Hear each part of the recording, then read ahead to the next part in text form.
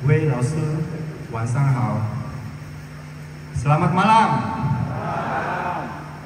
Salam sejahtera untuk kita semua. Sebelum testimoni ini, saya ingin menceritakan latar belakang permasalahan tulang belakang saya.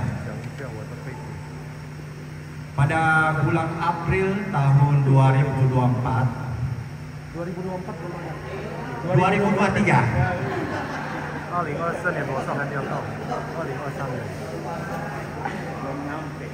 Supaya kalian tidak mengantuk itu maksudnya. Oke, tepuk tangan. Karena tulang belakang saya itu sering sakit, sering pegal, sering nyeri. Maka saya sudah berobat ke Penang dan Malaka.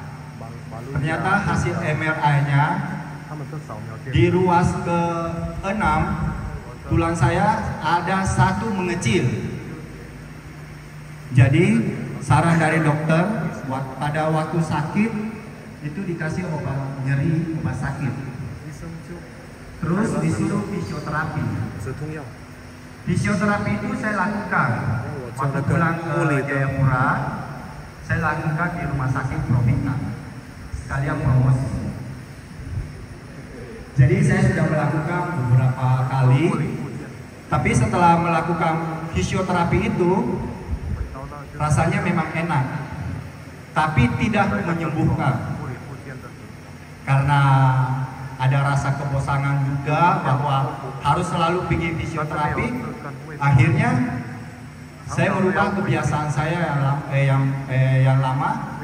Jadi saya setiap malam itu harus duduk di kursi pijat elektrik, baru rasa nyaman, baru bisa tidur. Jadi setiap malam itu saya lakukan. Itu menjadi satu kebiasaan. Sebelum ikut seminar long epitologi ini, saya ada pertemuan terlebih dahulu dengan Ko Teddy Wandianto bersama tim dari Surabaya, Makassar di Hotel Mercure pada hari Minggu. Di sana baru saya banyak mengerti apa sih itu long epitologi, dan saya saya mendengarkan kata-kata bahwa Ko Teddy Wandianto itu sudah praktek di tempat kerjanya kadang. Saya bercanda sama dia. Saya bilang, "Kok, kenapa kau tidak tes di saya?" Pada waktu pertemuan itu, dia langsung bilang, "Mari, saya tes di kau." Tapi pengertian dalam hati saya, wah, saya takut juga loh.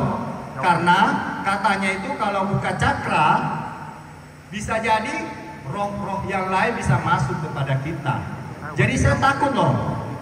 Tapi karena saya sudah meminta pada Ko Teddy Wandianto untuk terapi saya, jadi dia mulai terapi saya.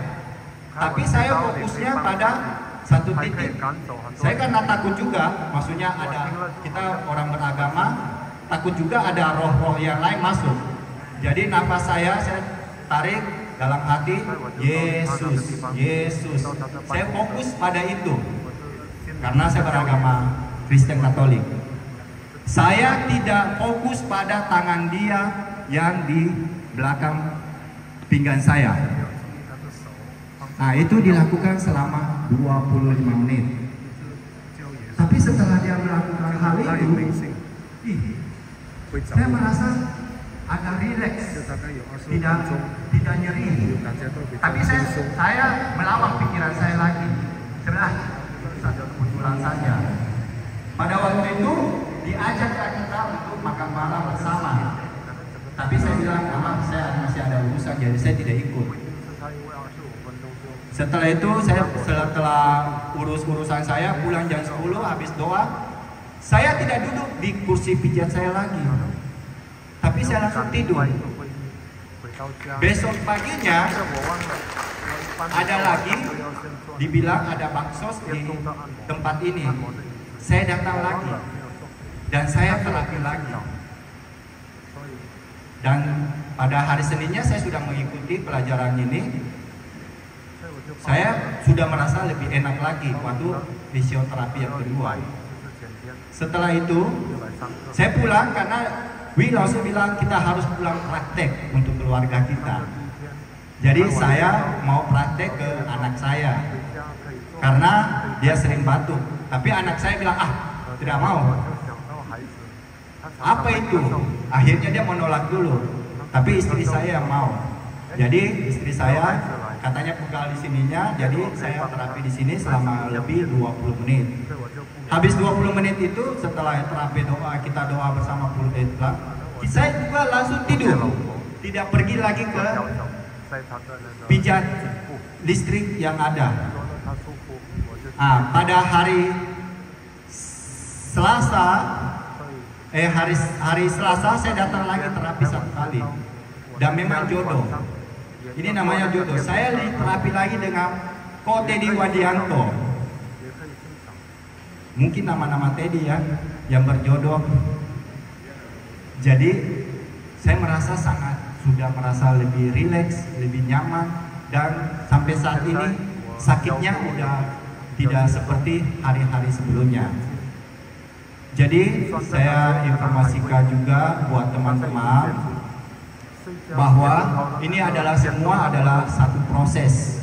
Bagi teman-teman yang belum merasakan, jangan kecewa, jangan putus semangat. Ini adalah proses di mana kita pasti mendapatkan hasil. Karena suatu kerja keras kita pasti membuahkan hasil. Saya berharap juga cakra kita sudah dibuka. Jadi tangan kita ini bisa menjadi berkat, terutama untuk diri kita sendiri, untuk keluarga kita, untuk orang lain. Kita percaya bahwa setiap agama mengajarkan cinta kasih, untuk berbagi kasih, untuk menjadi berkat bagi orang lain.